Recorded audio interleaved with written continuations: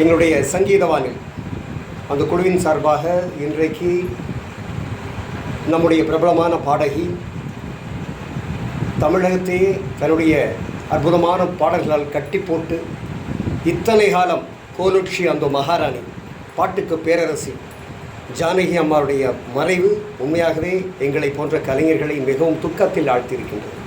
தொடர்ந்த இழப்புகள் தமிழ் சினிமாவிற்கு, தமிழ் இசை உலகிற்கு. எஸ்பிபி ஐயா தொடர்ந்து இப்போ பிரபல பாடகி ஜானகி அம்மா. இந்த தருணத்தில் அவருடைய பாடல்கள், அதாவது அவர் இல்லாமல் போகலாம், ஆனால் அவர் பாடல்கள் என்றைக்கும் என்றைக்கும் என்றைக்கும் இந்த பூமி உள்ளளவும் ஒழிக்கப்பட்டு கொண்டே இருக்கும். அவருடைய பேரும் இந்த பூமி உள்ளளவும் நிலைத்து நிற்கும். இதுபோன்ற பாக்கியம் எத்தனை பேருக்கு கிடைக்குமோ தெரியாது.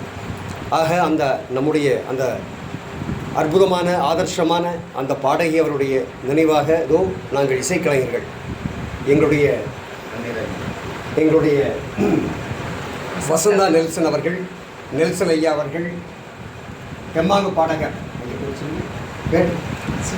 சிவகுமார், தெம்மாங்கு பாடகர், செம்மாங்கு பாடகி சுமித்ரா, கர்நாடக சங்கீத பாடகி ஜெயஸ்ரீ, அவருடைய தம்பி மற்றும் நான் அனைவருமே இந்த தருணத்திலே நாங்கள் அனைவருமே எங்களுடைய அந்த அற்புதமான அந்த ஆத்மா சாந்தியடைய உலமாற மனமாற பிரார்த்திக்கிறோம். அது மட்டுமல்ல, இன்னொரு விஷயத்தையும் இங்கே குறிப்பிட விரும்புகின்றேன்.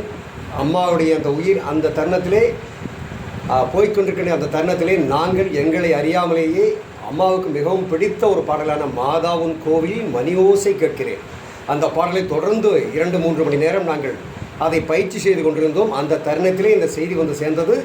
எங்களுக்கு என்ன செய்வதென்றே புரியவில்லை. ஆக அந்த தாய்க்கு எங்களுடைய அந்த அர்ப்பணிப்பாக, எங்களுடைய நினைவஞ்சலியாக அந்த பாடலையும் நாங்கள் சமர்ப்பிக்கிறோம். அம்மாவின் ஆத்மா என்றும் நிச்சயமாக அந்த ஆண்டவன் சன்னிதானத்திலே போய் சேரும், நிம்மதியாக வாழும். நன்றி, வணக்கம்.